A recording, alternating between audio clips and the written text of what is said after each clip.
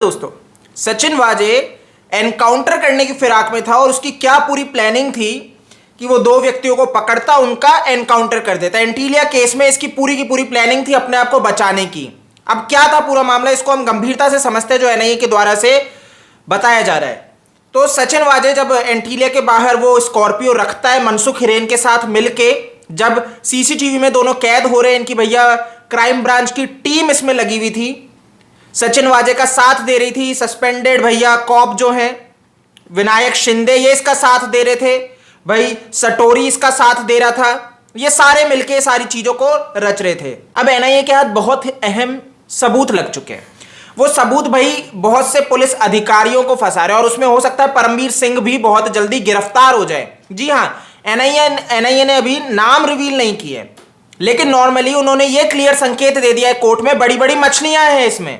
अब देखो ये है, एनआईए उनको गिरफ्तार करेगी या नहीं करेगी ये कोर्ट के ऊपर है।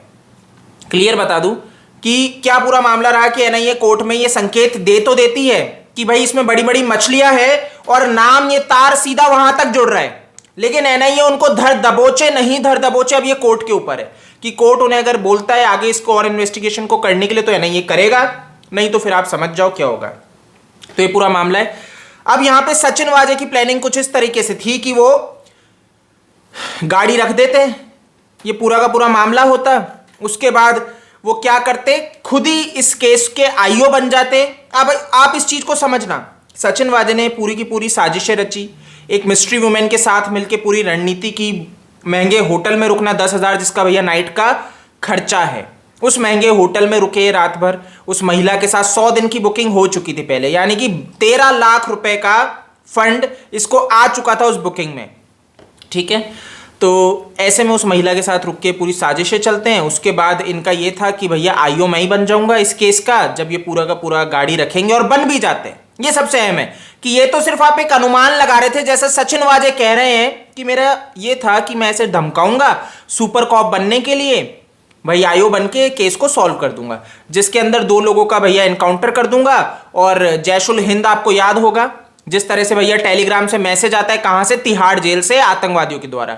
इंडियन मुजाहिदीन का जो तनवीर है उसके भैया वहां से लोकेशन ट्रेस होती है। जब दिल्ली पुलिस पहुंचती है तो आप इस चीज को समझ लो कि भैया ये वहां से जैश उल हिंद के द्वारा ये मैसेज करवाते हैं, जो बता के कि भाई एक आतंकवादी संगठन है। ठीक है, अब भाई मिस्ट्री वुमेन को जो पकड़ा है, जिसका नाम है मीरा जॉर्ज, जो गुजरात की हैं, ये राज उगल रही है। ये बता रही है कि किस तरीके से पैसा जो आता था, जो फिरौती चल रही थी, फिरौती बिल्कुल चल रही थी। ये परमवीर सिंह जिनके ऊपर आरोप लगाए, अब ये भाई ये भी पूरा का पूरा उगल रहे हैं कि भैया फिरौतियां होती थी, जो पैसा आता था उसका क्या होता था, हवाला का भी भैया बिजनेस आ रहा है, हवाला का भी जिक्र आ रहा है इसमें कि भाई दुबई में भेजा जाता था, विदेशों में भेजा जा रहा था वो पैसा। अब किससे भेजा जा रहा था, क्या अंडरवर्ल्ड में भेजा जा रहा था ये पैसा, क्या दाऊद इब्राहिम के पास, ये उनके गुर्गों के पास, उन तक ये पैसा बाहर पहुंचाया जा रहा था, ये सवाल खड़ा हो जाता। तो अब दोस्तों इसमें जो मीना है, मीना जॉर्ज और सचिन वाजे तो बुरी तरह फंस चुके हैं, और बाकी जो एक वो बुकी है और विनायक शिंदे। लेकिन समझने वाला विषय ये है कि इनके फंसने के अलावा कुछ और बड़े अधिकारियों के नाम भी भैया एनआईए के हाथ लगे हैं। जी हाँ, बिल्कुल मैं आपको बता दूं, और उनको भी रिवील नहीं किया गया है, बट एनआईए को बिल्कुल है कि अब बहुत जल्द इनकी गिरफ्तारी हो सकती है। लेकिन इशारा कहां से चाहिए, कोर्ट की तरफ से एक बार। तो इनकी जब गिरफ्तारियां होंगी तो आपको समझ में आएगा कि ये बड़े बड़े लोग कौन हैं। जो अब यहां पे एनआईए के ऊपर, अगर आप एक चीज समझ रहे हो, एनआईए गिरफ्तार नहीं कर रहा और एनआईए कोर्ट की तरफ जा रहा है कि कोर्ट की तरफ से अगर उनको संकेत आए, जबकि तथ्य और सबूत क्लियरली आपको क्लियर दिखा रहे हैं कि भाई बड़े लोग लिप्त है, तो लोकमत की ये रिपोर्ट है जो मैं आपके समक्ष लिख रहा हूं, बता रहा हूं कि भाई किस तरीके से पूरी साजिश रची जा रही है ना। मराठी एक पोर्टल है जिसने इस बारे में जानकारी दी है कि एनआईए के सामने अब चुनौती है, और वो चुनौती अब ये रहने वाली है कि वो जाएगा कोर्ट के द्वारा मिलने के बाद इनको गिरफ्तार करने। तो ये एक अच्छी चीज है कि कोर्ट से जब परमिशन मिल जाएगी तो आड़े पॉलिटिक्स और कुछ गलत चीज नहीं आएगी, तो बढ़िया है एनआईए का ये मूव भी। अब देखने वाली चीज ये है कि ये पूरा चल रहा है, सचिन वाजे भैया 2 लोगों को उठा के मारने की पूरी प्लानिंग में थे, यानी कि एक फेक एनकाउंटर करते किसी 2। अब देखो जैश उल हिंद भैया बड़े है ना, आपने देखा बड़ा कुर्ता पहन के जब वहां पे जा रहे हैं, मतलब ये बताना चाहते थे एक मुसलमान आतंकवादी है जिसके द्वारा ये साजिश की गई और 2 मुसलमानों को उठाते, उसका एनकाउंटर कर देते और सचिन वाजे बोल देते कि भाई ये वो व्यक्ति थे जिन्होंने साजिश रची, केस क्लोज हो जाता और लगता भाई मुंबई महाराष्ट्र की जो छवि इतनी ज़्यादा धूमिल हो चुकी है, ये तो कितना अच्छा काम किया गया। तो ये पूरी साजिश रची जा रही थी, लेकिन एनआईए आ जाती है और दिक्कत भी इनको यही हो जाती है कि एनआईए की एंट्री आने से सारा खेल बिगड़ता है, जिसमें इन्होंने मनसुख हिरेन को मारा और अब ये 2 केस हो गए। पहले एंटीलिया का केस था, फिर मनसुख हिरेन की मृत्यु का भी केस। अब दोनों केस एनआईए जांच कर रहे हैं। 26.50 लाख इनके खाते से निकाले जाते हैं। अभी एनआईए जब इनको गिरफ्तार कर लेती है, जब इनकी कस्टडी में है, तब इनके खाते से रुपए निकल रहे हैं। 5,000 रुपए सिर्फ बचे अब इनके खाते में, समझ गए? तो 26.50 लाख रुपए निकाल लिए गए, जो खाता एनआईए के हाथ लग चुका है। इसके ऊपर भाई सचिन वाजे के वकील कह रहे हैं कि हमारा कोई खाता नहीं है, मतलब सचिन वाजे का कोई खाता नहीं है और एनआईए यहां पे गलत जानकारी दे रहा है। तो भाई अब एनआईए इसके ऊपर बताएगा जो भी रहता है, बट एनआईए ने बिल्कुल क्लियर कह दिया कि 26.50 लाख रुपए निकाले गए हैं। बहुत से दस्तावेज निकले।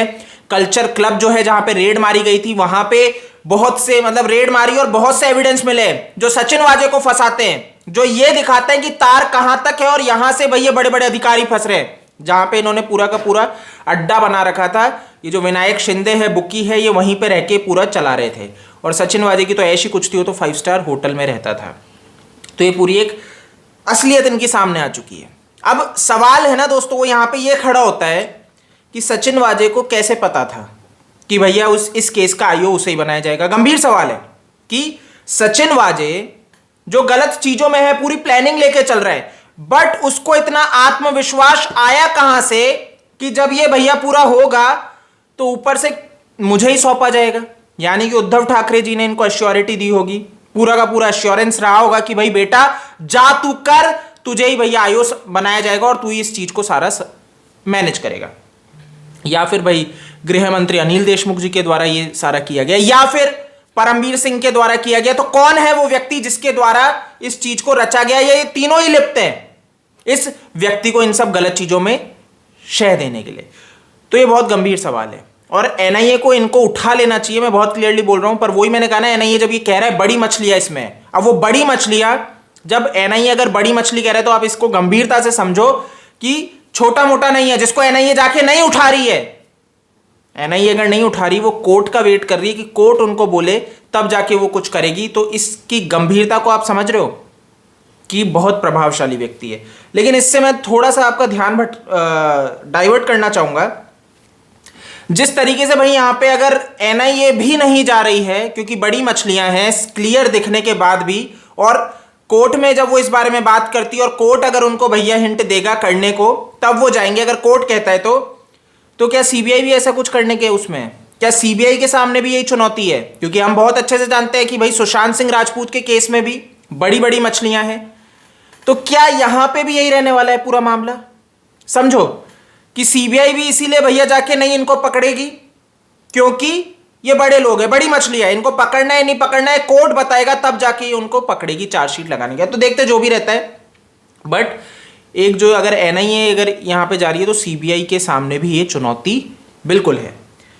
अब यहां पे भाई एनआईए का ये भी मत है कि अब ये जो हवाला में पैसा जा रहा है, विदेशों में भेजा जा रहा है, सचिन वाजे के द्वारा ये फिरौतियाँ ले रहे थे, है ना, सारा गलत काम कर रहे थे, अंडरवर्ल्ड से कनेक्शन, तो हो सकता है सीबीआई भी यहाँ पे आ जाए, इनकम टैक्स आ जाए, और ईडी का तो मैंने आपको बता दिया, ईडी भी आ सकती है। तो अब सीबीआई इस पे भी बैठ सकती है, मनसुख हिरेन वाले केस में, फिरौती वाले केस में यहाँ पे जांच बैठ जाए, और सुशांत वाले केस में जो लोगों को उम्मीद है कि भाई सचिन वाजे लिप्त है, ऑब्वियसली क्लियर दिख रहा है, बट इसके ऊपर प्रूफ मिल जाए एनआईए के हाथ में, तो एनआईए की एंट्री वहां पे हो सकती है। तो बहुत अच्छा है दोस्तों ये देखना है कि केस किस तरह से जाता है, बट मेरे को पूरी उम्मीद है और हमें भगवान पे भरोसा होना चाहिए कि जो होगा सही होगा और सही वक्त पे होगा। तो न्याय हमें बिल्कुल मिलेगा, बट भगवान पे अनफ्लिंचिंग फेथ होगा, तभी नहीं होगा तो आपके साथ कुछ अच्छा नहीं होगा। तो भगवान पे अनफ्लिंचिंग फेथ होना चाहिए। तो यार गाइस इस वीडियो में इतना ही है। इस वीडियो को लाइक करो, अपने दोस्तों के साथ शेयर करो, अगर नए हो तो चैनल को सब्सक्राइब करो। मेरे को आप फेसबुक, ट्विटर, इंस्टा पे फॉलो कर सकते हो, जो मेरा यूजर नेम है आपको स्क्रीन पे दिख जाएगा। जय हिंद।